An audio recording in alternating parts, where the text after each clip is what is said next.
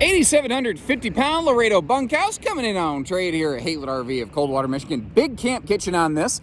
Folks, I believe, had done their family camping, and they swapped up to a big quad slide Cougar couples camper. Overall, it looks all right when you remember it's not brand new. When you remember it's a pre-owned RV, it's a family model, and these folks actually used it. Now, I can see that the stickers and stuff aren't faded and broken and whatnot. This does have a few points of consideration. We're going to get those out of the way first, because we always sell with integrity here at Haylett RV, and then we're going to cover all the other good stuff that this one has to offer.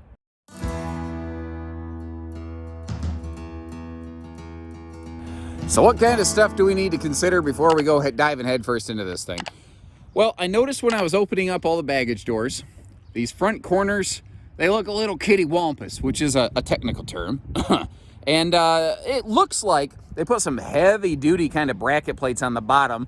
My guess is the original like hookups were those gas struts hooked up to that baggage door. They probably just got tweaked a little hard over time.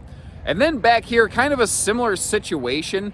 It looks like just over time, this big baggage door wasn't quite up to snuff. They probably didn't have quite enough factory structure into it.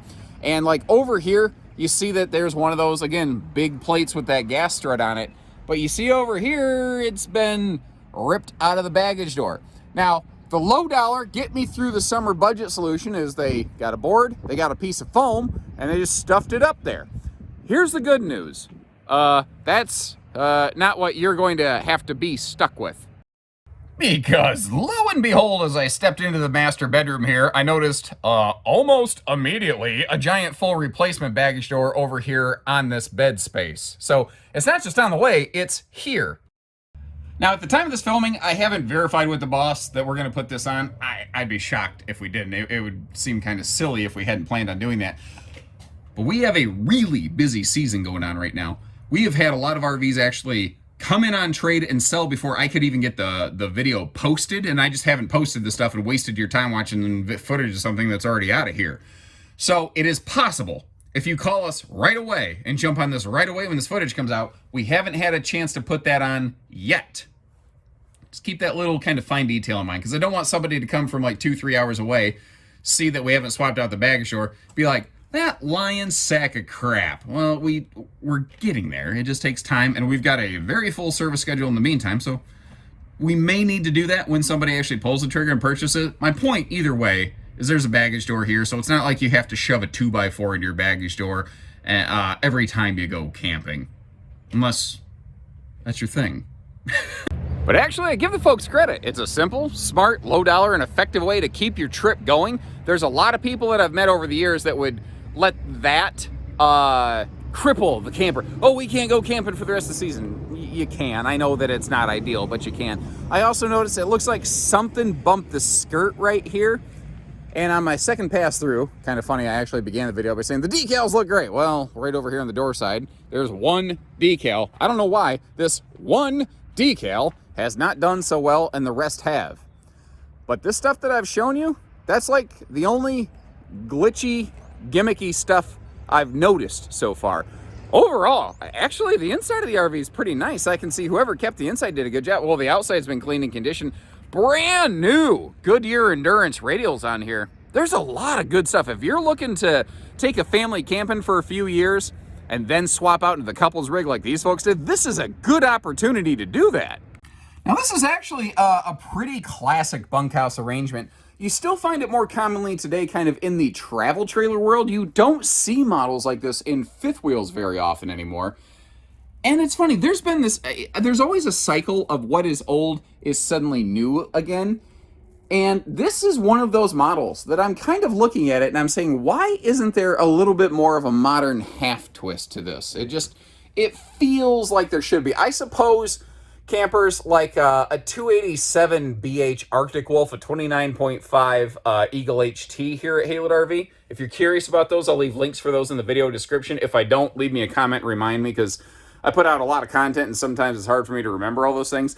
It's just weird to me. Like, it's a nice private bunk room. It's not a slide out bunkhouse, which saves a lot of weight and cost, but because it's a fifth wheel, it's nice and tall. You've got these big bunk spaces. You've got good cargo space below for the kids. And the ladder here, so you don't got to throw the kid into this upper bed with some good entertainment kind of space or storage below the entertainment center, as it were. I'm going to spin you around like a record, baby, and show you that over here, this bunk, it's interesting. This third bunk is kind of offset, and it sort of hides up around that wall a little bit. That shelf up top with some power outlets, a nice little spot for maybe one of the bigger kids who needs a phone charge or something like that. And kids, oh man, they need so much space, which is why the storage space in here is actually really nice. Especially hanging closet space like that, not a lot of bunkhouses have space for that. Now, you could always, of course, convert that into shelf space if you prefer to operate with more folded stuff. But you'll see that down here, you know, you got a lot of like folded dresser space storage down here that's pretty awful nice. Now, I've got 3 individual beds back there. Naturally, the dinette could fold on into a sleeper. The hide-a-bed could fold into a sleeper. But something I wanted to point out, I've been doing this a long time. I've never seen someone do this before. I'm going to start probably doing something like this in my own camper. I've seen people throw the dryer sheets all over RVs to help with critters. They're good at keeping spiders out of the camper, by the way, is why a lot of people do that. There's a little pro tip from your Uncle Josh. Most people, though, they just throw them on the floor, on the couch. They just chuck them everywhere. Somebody took the time to actually, like, clothespin these up out of the way, which is cool, because when you get to your campsite, you can just grab them, get them off of there, and be done. Like, it's just a nice touch. I've not seen somebody do that, and, you know, I think I'm going to start doing that. It's just simple. It's smart. Now, this is made before everybody was really focused on direct-facing entertainment. That TV can pivot around a little bit, but especially with the camp kitchen, this RV strikes me more as something that's intended for somebody to, like, go out, spend your time outside, get dirty, get wet, get in trouble, then come home and have dinner at the end of the night. But you gotta feed all them Flintstone kids. Actually, are there still Flintstone vitamins? You know, are there still Flintstone kids, Toys R Us kids? Like, Toys R Us is gone, although allegedly it's going to be making a comeback, which is like, you know, my childhood rebirthed instead of being lost. When I heard Jeffrey Giraffe was going to go in the unemployment line, I'm like, oh no, Jeffrey. But anyway, so we already talked about the big bag store. Now, this is a classic, what's called split bath upper deck right here. It's kind of a open bedroom with a privacy accordion curtain, so that if you are sleeping up here at night and one of the kiddos has to come get to the potty or something like that, they can. That is a true queen. There is a little bit more of that classic step up around it, storage below the bed, hanging storage on either side. What's kind of cool over here, though, the bedroom entertainment center also has some bonus storage below that, including a handy little shoe garage down there. Now, one of the advantages of this older classic design, well, several, I guess, it keeps the RV shorter and lighter, but it also gives you a huge space here where you can actually get dressed. The bathroom's kind of closet style, which is nice during the day. If somebody is in here and needs to use the space, it doesn't prevent you from, like, getting to your bedroom, getting to your clothes, getting to the sink or anything like that. The shower is, I'm standing up, from my height, I'd say that's about a 6'3", 6'4" upper deck. My hair, what I have left, is just about to touch the ceiling, but hasn't quite gotten there yet. Stepping back outside here, again, overall, there's those couple glitchy things that we already covered right at the beginning of the video. I hope you appreciate that we get that stuff just right out of the way. If that's going to be a deal breaker for you, I get it. I respect it. That's why I get it out of the way, so that, you know, you're not spending 15 minutes listening to me talk for no good reason, you know. And I tell you, overall, once again, I am very happy with what I see on the general condition of the RV. Like, the skin and the decals, for the most part, look very good, especially the skin. I can see it's been cleaned and conditioned with regularity. You got those brand new Goodyear Endurance radials that I mentioned on there. It looks like above the bathroom, there is one of those big, like, XL Max Air vents. Let me get you down here to look at this front pass-through compartment. It's not large enough for a generator, but if you wanted to just go, like, you know, big-time battery crazy, you know what I'd do? I'd throw some of that pegboard stuff on the wall right there, and I would turn this into, like, my hose and cable and, like, tool organization front box. That's just something I think I would do there. This does have an enclosed, heated underbelly. I think at the time this was coming out, they were rattling off some kind of, like, R37 number for the floor or the tanks or something like that. We were a Laredo dealer for a while, and I had shared information like that for a time. I have since learned more about R values. I don't believe that that's a true R37 anything down there. I think that you can theoretically calculate some things to reach that 37 number, but this is going to be a very good extended season model. And I like that big pocket of storage right there under that bunk. That is a handy little place if you want to keep just all little kid stuff, because if you got a big bunkhouse like this, you got a whole bunch of bodies sleep in the back of it, you're probably going to want all that kind of kid stuff.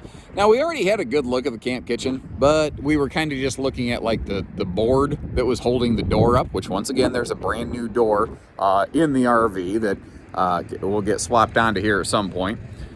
But the camp kitchen directly, we haven't really looked at. You've got a swing out cooktop, which Rockwood's like one of the only brands that still does that. I prefer that because then you're not losing a big chunk of valuable counter space to the cooktop. This right here, though, it doesn't really hold itself up. It's kind of just a visual apron. There's like hidden hinges under that.